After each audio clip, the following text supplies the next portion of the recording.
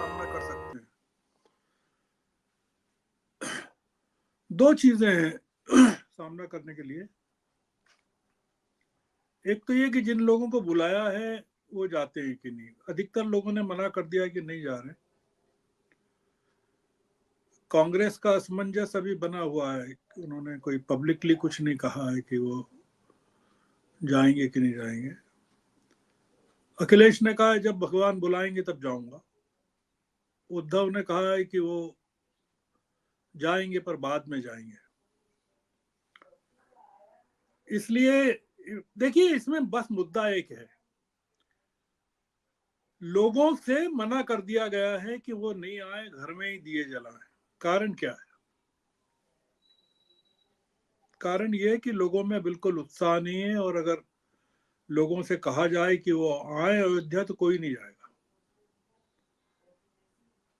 देश में राम मंदिर के निर्माण को लेकर राम के प्रति श्रद्धा है, उसमें कोई कमी नहीं है, पर भारतीय जनता पार्टी के इस काम के प्रति बिल्कुल उत्साह नहीं है, और बीजेपी में भी नहीं है, कहीं नहीं है। आप हम देख रहे हैं कि कोई इस तरह की बात हो 20 तारीख को लेकर या 22 तारीख को लेकर, या अभी से कोई उत्साह हो पूरे मध्य प्रदेश में या हिंदी भाषी राज्यों में, कुछ नहीं है, बिल्कुल नहीं है। हालांकि इनकी सरकारें हैं, फिर भी नहीं है।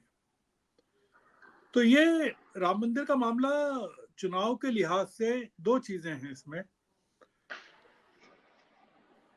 अगर ये चुनाव की घोषणा कर देते हैं तत्काल कि राम मंदिर के इनॉग्रेशन के तत्काल बाद फरवरी मार्च में करवा लेते हैं,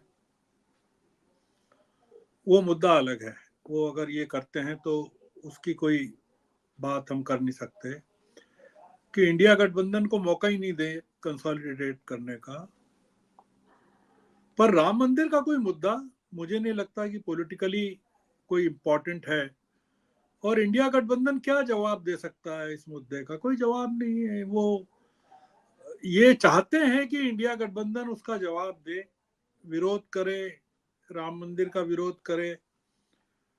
सभी लोग कह रहे हैं कि भाई सुप्रीम कोर्ट के आदेश से बना है, हमारी राम के प्रति श्रद्धा है, और ये व्यक्तिगत श्रद्धा का मामला है तो कोई भी, और इंडिया गठबंधन का विरोध तो होना भी नहीं चाहिए ना। इंडिया गठबंधन राम मंदिर का विरोध क्यों करे? तो इसलिए मुझे नहीं लगता कि ये इंडिया गठबंधन के लिए कोई इशू है, राम मंदिर कोई इशू है। जैसे सनातन बन गया था डीएमके के कारण, वैसे राम मंदिर को वो बनाना चाहते हैं, पर वो बन नहीं पाएगा। इस बार थोड़ा सा मुश्किल है, और ये फ्लॉप हो रहा है जो इनका बीजेपी का पूरा जो कार्यक्रम है राम मंदिर को लेकर पॉलिटिकली एक्सप्लॉइट करने का, वो चल नहीं पाएगा। मुझे नहीं लगता अमरीश जी की इसमें कोई इसको। मैं देखिए, दो चीजें जो अभी बातचीत में आई वो बताना चाहता हूँ। एक ईडी को लेकर आपने सवाल किया, ईडी का कोई असर नहीं होगा। ये जनता के बीच का मामला हो गया। अगर सोरेन को गिरफ्तार कर लेते हैं तो झारखंड की जनता जवाब देगी। केजरीवाल को गिरफ्तार क्यों नहीं कर रहे हैं? इतने समन दे दिए और वो तो दिल्ली में बैठे हुए हैं, वो जवाब नहीं दे रहे हैं, तो आप जाके पकड़ लीजिए उनको, क्यों नहीं पकड़ रहे हैं? ईडी का पूरा मामला, मतलब इन बड़े नेताओं का जहां तक ख्याल है, वो पॉलिटिकल इम्पैक्ट से बाहर हो गया है